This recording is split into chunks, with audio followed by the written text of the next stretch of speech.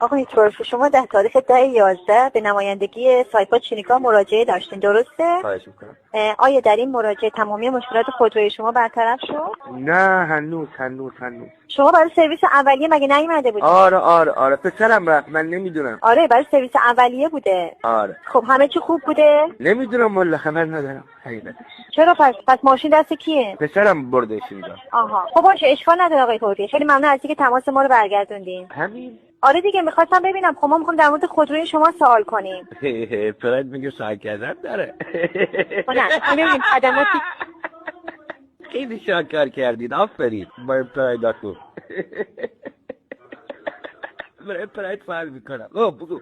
الو. بله بفرمایید آقای توفیق. بله. میخواستم ببینم